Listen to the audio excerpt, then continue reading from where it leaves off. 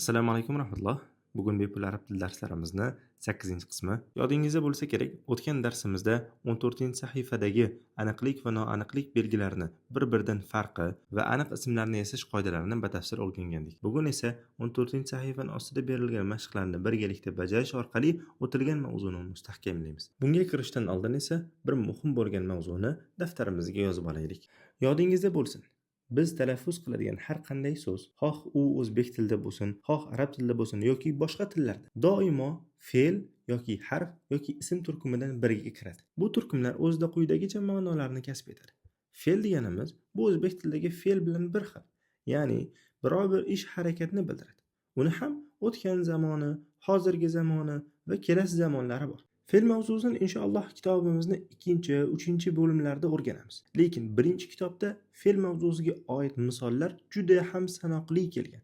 Biz shu kungacha o'rgangan misollarimizni ichida hali biror bir fe'l yo'q. Fe'l mavzusi katta bo'lganligi uchun biz arab tiliga birinchi qadamni qo'yayotgan vaqtimizda fe'lga oid misollarni ko'rmaymiz. Endi esa harf turkumiga kiruvchi misollarni o'rganamiz.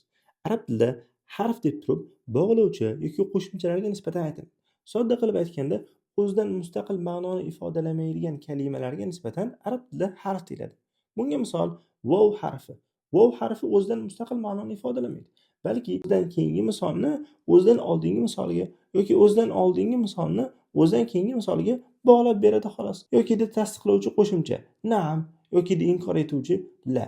Mana bu kalimalarning barchasi o'zi mustaqil ma'noni ifodalamaydi, balki jumladagi holatiga qarab biz undan bir ma'noni tushunib olishimiz mumkin. Xulosa qilib aytadigan bo'lsak, arab tili grammatikasidagi harf degan atama biz alifbeda o'rgangan harflarimizga nisbatan aytilmas ekan, balki o'zidan to'liq ma'noni ifodalamaydigan, boshqa kalimalar bilan birga kelgandagina ma'no ifodalaydigan bog'lovchi yoki qo'shimchalarga nisbatan harf deb aytilar ekan.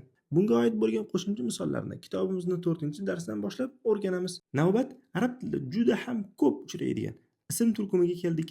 Ism turkumiga, fe'l turkumiga ham, harf turkumiga ham kirmaydigan barcha so'zlar kiradi. O'zbek tilida buni ot deyishimiz mumkin, sifat deyishimiz mumkin, ravush deyishimiz mumkin yoki olmosh deyishimiz mumkin. Lekin shularning barchasini arab tilida jamlagan holatda ism deb qo'yamiz. Ot bo'lsa ham, sifat bo'lsa ham, ravush bo'lsa ham, olmosh bo'lsa ham barchasini jamlagan holatda ism deb qo'yamiz. Biz o'rgangan aniqlik va noaniqlik belgisi ham aynan shu ismlarga qo'shiladi. Ya'ni biz ismlarni o'rganganimizda uni aniq holatida yoki noaniq holatida ishlatishimiz mumkin. Biz shu kungacha o'rgangan misollarimizning barchasi ism turkumiga kirar edi va ulardan ba'zi birlari, ya'ni na'am yoki la yoki vov qo'shimchalarigina ular harf turkumiga kirardi. Keling bularning barchasini misollarda ko'rib chiqamiz. Kitabun kitob, masjidun masjid, najmun yulduz, mudarrisun o'qituvchi. Bularning hammasi ot. Ya'ni hammasi ism. O'zbek tilida sifat deb aytiladiganlarni ba'zi birlarini ko'rib chiqamiz. Maftuhun ochiq, jadidun yangi, kabirun katta. Mana bular o'zbek tilidagi sifat turkumiga kiradi. Lekin biz bularni hammasini arab tilida jamlagan holatda nima deb qo'yamiz? Ism deb qo'yamiz. Hattoki ko'rsatish olmoshlarini ham biz o'zbek tilida alohida shaklda ajratamiz. Lekin arab tilida nima qilamiz? Bularning barchasini jamlagan holatda ism turkumiga kiradigan misollar deb qo'yamiz. Bularni nima uchun o'rganyapmiz degan sizda savol tug'ilishi mumkin. Javobi juda ham oddiy. Bu qoidalar orqali biz arab tilida yozilgan kitoblarni yaxshiroq tushuna olamiz va eshitgan vaqtimizda yaxshiroq fahmlay olamiz va gapirayotgan vaqtimizda bexato gapira olamiz. Biz bu yerda ko'rgan misollarimizning barchasi qisqartmalar. Ya'ni fe'l deganimiz ham, harf deganimiz ham, ism deganimiz ham qisqartmalar. Agar buni o'zbek tilida izohlaydigan bo'lsak-chi, otni alohida, sifatni alohida, ravushni alohida, olmoshni alohida o'rganishimiz kerak. Biz arab tilida bularning barchasini umumiy qisqartma shaklda ko'rib chiqdik. Va shu qisqacha tushuntirishim orqali siz quyidagi keladigan misollarni ism yoki fe'l yoki harf turkumiga osongina ajrata olasiz. Agar siz ham osongina ism, fe'l, harf turkumiga ajrata olayotgan bo'lsangiz, demak biz maqsadimizga erishdik. Qolgan daqiq jihatlarni esa keyingi kitoblarimizda o'rganamiz. Keling endi 14-sahifaning 2-qismida berilgan mashqlarni 5-dan o'qishni boshlaymiz. Va men sizlarga bu misollarni tarjimasini aytib beraman va o'zingiz uni ism yoki harf yoki fe'l turkumiga ajratib berasiz. Al-ma'u baridun, suv sovuqdir. Al-ma'u kalimasi suv degani, baridun esa sovuqdir degan ma'noni ifodalaydi. Al-ma'u qaysi turkumga kirishini o'zingiz aytib bering. Bu misolni bajarishda keling men sizga yordamlashaman.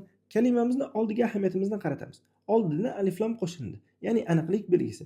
Biz tepada aytdikki, aniqlik belgisi bu faqat ismlarni o'zigagina xos dedik. Demak, biz bu o'qiyotgan al-ma'u misolimizni ism turkumiga osongina kirita olar ekanmiz. Nima uchun? Chunki aniqlik belgisi kirganligi uchun. Al-ma'u kalimasi ism va u aniq holatda turibdi. Nima uchun bu ismimiz aniq holatda? Chunki man ham siz ham bilgan bir suv haqida gap ketayotganligi uchun. Ya'ni bu jumlamizdan ahamiyatli jihat ayni bir suv haqida gap ketyapti. Endi baridun qaysi turkumiga kiradi? Ismmi, harfmi yoki fe'lmi? Albatta bu kalimamiz ham ism turkumiga kiradi. Sababi kalimani so'ngidan qo'shilayotgan noaniqlik belgisi uni ism ekanligiga dalolat qiladi. Shu o'rinda bir muhim jihatga ahamiyatingizni qarating. Gapni birinchi bo'lagi al-ma'u qismi aniq holatda turibdi. Gapni ikkinchi bo'lagi u haqida xabar berayotgan qismi baridun noaniq holatda turibdi. Arablar doimo shu shaklda ishlatadi. Ya'ni gapni birinchi bo'lagi, ya'ni gap nima haqida ketayotgan bo'lsa, ana o'sha qismini aniq holatida, u haqida xabar berayotgan gapni ikkinchi bo'lagini esa noaniq holatda ishlatadi. Keyingi misol: al-qamaru jamilun. Oy chiroylidir. Al-qamaru oy degani, jamilun esa chiroylidir. Al-qamaru ham ism, jamilun ham ism. Endi al-qamaru aniq holatda turibdi, jamilun noaniq holatda turibdi. Sababi nimaga? Siz ham man ham bilgan bir oy haqida gap ketayotganligi uchun birinchi bo'lakni aniq holatida, ikkinchi bo'lakni noaniq holatda ishlatdik. Keyingi misol: al-baytu qaribun. Uy yaqinda. Qaribun degani yaqin degan ma'nosini ifodalaydi. Wal masjidu ba'idun. Va masjid esa uzoqdir. Bu ikki jumlamizda ishlatgan barcha kalimalarimiz ism turkumiga kiradi. Lekin ikki jumlamizni bir-biriga bog'lovchi kalimamiz esa harf turkumiga kiradi. Ya'ni vav harfi bu birinchi jumlani ikkinchi jumlaga bog'lab beryapti va shu uchun ham biz buni harf turkumiga kiritamiz. Buni o'zi yakka holatda ma'noni ifodalab bera olmaydi, lekin jumlalar orasida kelgan vaqtida ularni to'ldirib keladi. Keyingi misol: al-hajaru thaqilun. Tosh og'irdir. Wal waraqu khafifun. Qog'oz esa yengildir. Al-hajar tosh degani, thaqilun esa og'ir degan ma'noni ifodalaydi. Wal waraq qog'oz degani, khafifun esa yengil. Endi ikkita jumlani bir-biriga bog'laydigan kalimamiz esa vav bog'lovchisi, ya'ni vav bu harf turkumiga kiradi. Vav harfidan boshqa barcha so'zlar bu ism turkumiga kiradi. Al-hajar bilan val varoq so'zlari bular aniq holatda ishlatilgan. Saqilun bilan xafifun so'zlari esa noaniq holatda ishlatilgan. Keyingi misol: al-labanu harrun. Sut issiqdir. Ya'ni gapimiz sut haqida ketayotganligi uchun buni aniq holatda ishlatdik. Keyingi misol: al-qamisu nazifun. Ko'ylak tozadir. Al-qamisu buni o'tganmiz. Bu ko'ylak degan ma'noni ifodalaydi. Nazifun esa toza degani. Ko'ylak tozadir. Al-qamis ya'ni siz ham man ham bilgan bir ko'ylak haqida gap ketayotganligi uchun uni aniq holatda ishlatdik. Nazifun esa gapning ikkinchi bo'lagi va u ko'ylak haqida xabar berayotganligi uchun noaniq holatda turibdi. Bugunga shu yergacha yetadi. Bugun 14-sahifada qolgan misollarning barchasini o'rgandik. Kelasi darsimiz 15-sahifadan o'rganishni boshlaymiz. Kelasi darsimiz bundan-da qiziq bo'ladi.